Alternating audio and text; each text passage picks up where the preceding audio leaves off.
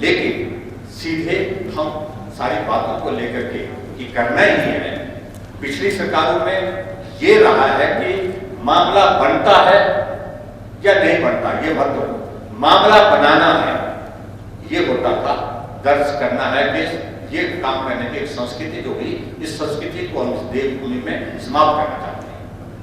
ठाकुर साहब, जैसा कि आपने कहा कि हमें 2 साल ही काम करने का मौका मिला, जो 1 साल था जो इसमें इतना नुकसान हुआ, और जैसा कि आपने कहा खर्च भी बहुत ज़्यादा है, तो ऐसे में स्टेट की जो योजनाएं वो कहीं जमीनी स्तर पर उसका बजट कम आ रहा है, जबकि केंद्र सरकार की योजनाएं तो आगे बढ़ी है, इसमें आपका क्या है?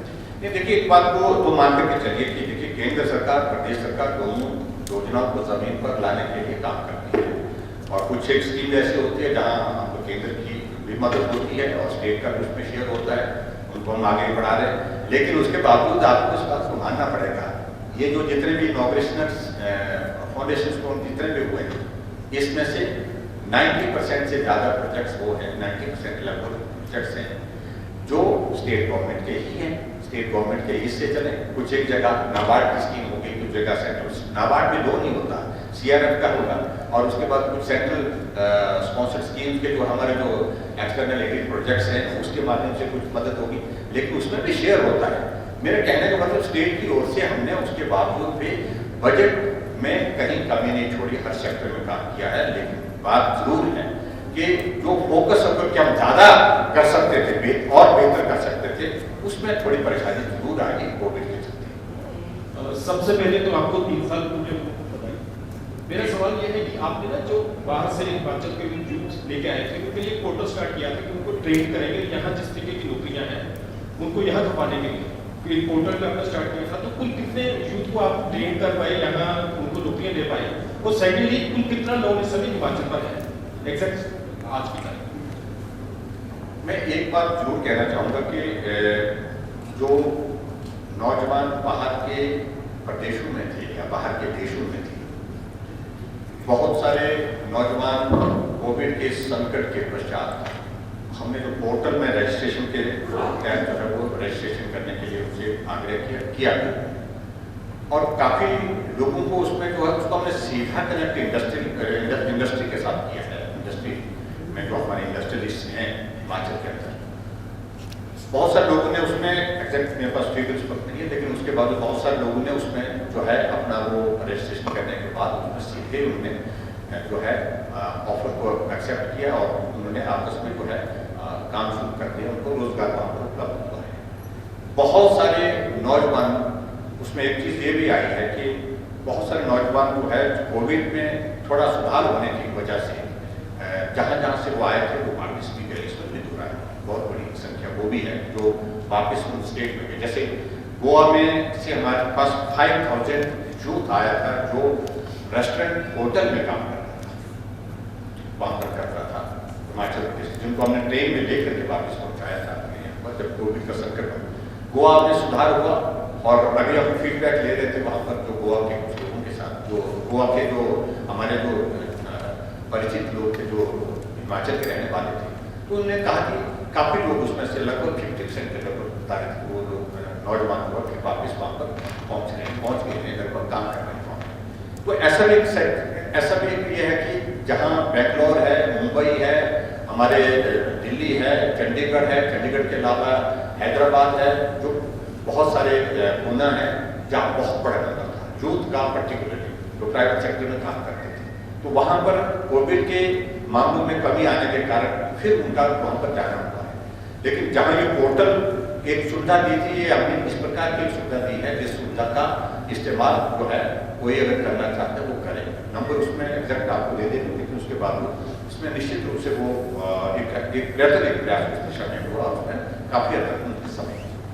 सर ये जो मंडी एयरपोर्ट बनना है सर, इसकी क्या स्थिति है और कब तक उम्मीद है कि बन जाएगा? वही अच्छा कि आपने याद कर दिया, वैसे भूल गया था। मंडी में एयरपोर्ट हो, कांगड़ा एयरपोर्ट का एक्सपेंशन हो, शिमला एयरपोर्ट का एक्सपेंशन हो, उस दृष्टि से चीज़ें एडवांस स्टेज पर हैं। हम इस बात को जरूर कहना चाहते हैं कि ONS सर्वे कंप्लीट हो गया है। उसकी स्टेज 2 में जहां मंडी के इसके एयरपोर्ट के सिलसिले में जो एयर स्ट्रिप की जो डायरेक्शन का इशू आ रहा था, तो उसमें एक हिल का पोर्शन आ रहा था और उस हिल के पोर्शन को काटना पड़े तो उसमें बहुत ज़्यादा पैसा लगेगा। उसको डायरेक्शन जो उसकी डीपीआर बनाने की जो प्रोसेस है, उसमें जो डायरेक्शन को थोड़ा चेंज कर सकते हैं कि नहीं कर सकते हैं, इसके लिए उन्होंने 1 महीने का समय और मांगा है और उसके बाद फिर अगली प्रोसेस शुरू हो जाएगी। हम कोशिश कर रहे हैं कि इसकी लैंड एक्विजिशन और उसके बाद बाकी चीज़ें भी इसमें हम आगे बढ़ करके करने की कोशिश करेंगे। हमारा टारगेट है, हम फोकस होकर के काम कर रहे हैं कि एयरपोर्ट की एक्सपेंशन और एक एयरपोर्ट नया हिमाचल प्रदेश में होना चाहिए।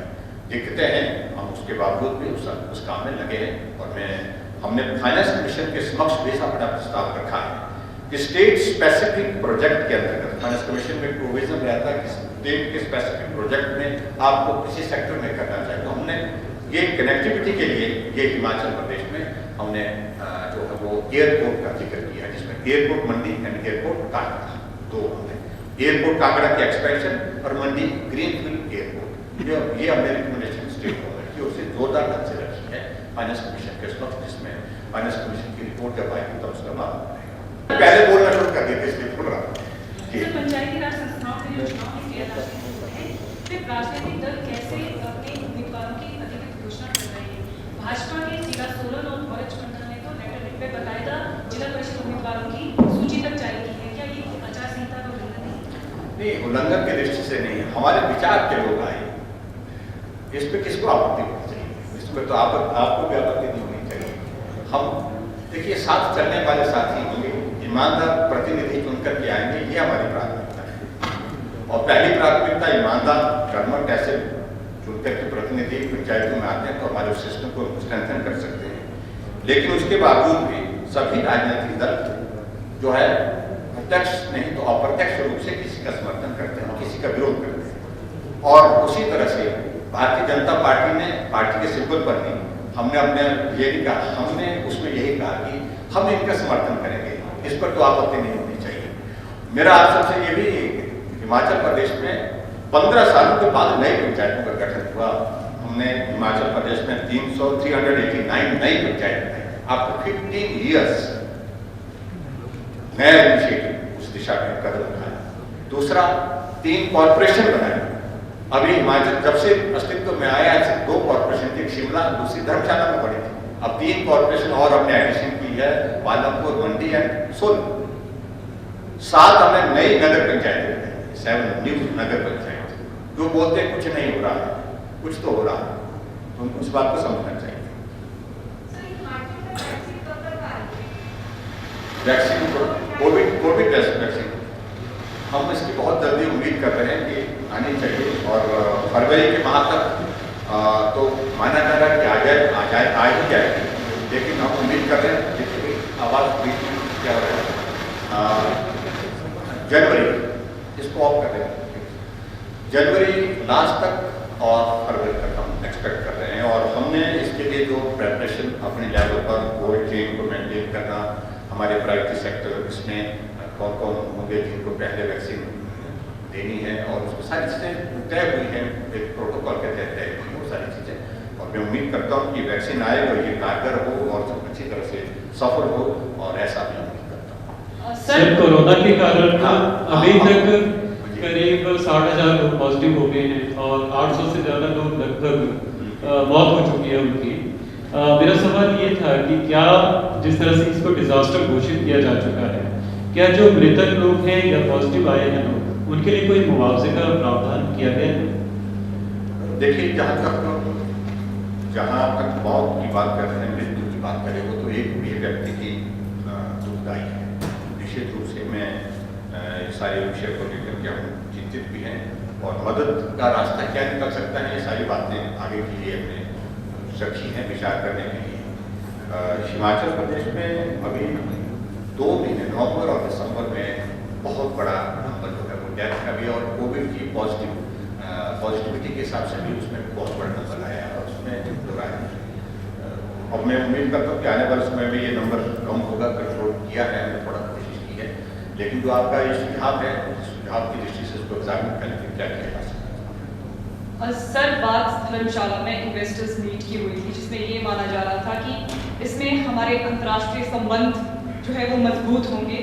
तो इसमें ये भी बात कही गई थी कि इसमें युवाओं को भी रोजगार दिया जाएगा, पर्यटन के क्षेत्र में और आर्थिक विकास के क्षेत्र में भी। तो मैं आपसे ये जानना चाहूँगी कि युवाओं को इस मीट के माध्यम से कितना लाभ पहुँचा है सर? देखिए, इसमें लाभ देने की बात सबसे बड़ी बात है, माध्यम यही था इसका। एक तो इन्वेस्टमेंट आएगी हिमाचल प्रदेश में, उसका अपना इलाज है।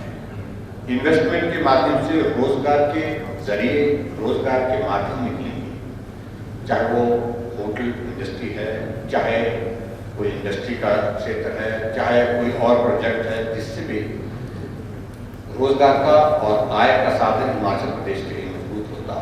उस दृष्टि से इस समिट को हमने किया था और स्वाभाविक रूप से उस दिशा में हम काफी हद तक आगे बढ़े भी। लेकिन जैसे मैं कह रहा हूँ कि कोविड के चलते हमारा ये प्रोजेक्ट जो है इन्वेस्टमेंट वाला प्रभावित जरूर हुआ, लेकिन फिर भी उसके बावजूद भी हम इस बात को कह रहे हैं कि आने वाले समय में जब ये कोविड का संकट कम होगा, हम इस ये प्राइवेट सेक्टर में हमारे और उसमें हम आगे बढ़ाएंगे और स्वाभाविक रूप से नौजवानों के लिए इसके माध्यम से रोजगार देना, ये हमारी बहुत महत्वपूर्ण जो है वो कड़ी है, प्राथमिकता है, जिसको भी पूरा करेंगे। सर, मेरा सवाल आपसे ये है कि अभी हाल ही में 24 दिसंबर को देश के प्रधानमंत्री ने कहा कि जो पेरिस एग्रीमेंट है क्लाइमेट चेंज के गोल्स की तरफ, उसमें भारत बड़े देशों में सबसे ज़्यादा तेजी से आगे बढ़ रहा है। लेकिन अगर हम अपने हिमाचल में ग्राउंड रियलिटी की बात देखें तो हमारे हिमाचल के बद्दी में जो इंडस्ट्रियल एरिया है या फिर जो फैक्ट्रीज वहाँ पर है, पेपर मिल्स हैं, उनका हैजार्डस वेस्ट वहाँ पर उन्होंने बड़े बड़े पहाड़ बनाए हैं। सॉलिड वेस्ट मैनेजमेंट का वहाँ पर प्रावधान है, लेकिन उसका यूज़ नहीं कर रहे और जो वहाँ के अफसर हैं वो भी शिकायत करने के बाद इसमें कोई कार्रवाई नहीं कर रहे। तो इस पर सर आपकी क्या प्रतिक्रिया? इसमें जहाँ तक आप उस बात को कह रहे हैं, काफी हद तक उसमें सुधार तो किया गया है और वहाँ पर पर्यावरण को नुकसान ना हो, उस बात को सुनिश्चित करने के लिए सभी जो इंडस्ट्रियलिस्ट हैं उनके साथ कमिटमेंट है, उनके साथ एग्रीमेंट्स हैं, उसका पालन वो काफी हद तक कर भी रहे हैं। लेकिन फिर भी उसके बावजूद जो बातें आप ध्यान में लाएंगे, कुछ जगह से इस तरह की बातें आई हैं, उनके खिलाफ कार्रवाई भी, और कार्रवाई के साथ साथ में हम सुनिश्चित करेंगे कि आने वाले समय में ये जो पर्यावरण को नुकसान करने वाली एक्टिविटीज जो भी इंडस्ट्रियलिस्ट करता है, तो उनके खिलाफ कार्रवाई करने के लिए जो भी संभावना है वो करेंगे।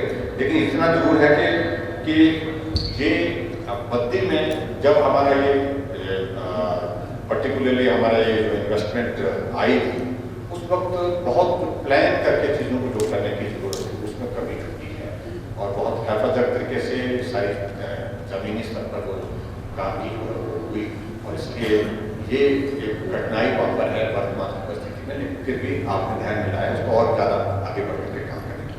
सो मित्रों, थैंक यू वेरी मच। काफी हो गया। एक सवाल करता जी, हूं। इसको हम लास्ट माने हैं। 67 के करीब हिमाचल प्रदेश में नेशनल हाईवे अनाउंस हुए थे, सरकारी चीजें, उसका क्या स्टेटस है? हमने उम्मीद नहीं छोड़ी है। संकट है तो प्रदेश के सामने, यही संकट देश के सामने भी है और फिर भी उसके बावजूद 4 लेन्स, नेशनल हाईवेज, हमारी कनेक्टिविटी के हिसाब से एयरपोर्ट्स, ये हमारे प्राइवेट सेक्टर्स हैं। इसको जितना भी बेहतर ढंग से उस तरह रखने के लिए अपॉर्चुनिटी मिलती है उनको रख भी रहे हैं केंद्र इस वक्त, और उसके साथ साथ में आने वाले समय में कोशिश करेंगे उसमें गति मिले, ये आगे बढ़े, यही हम कहते हैं। Thank you very much please. Thank you.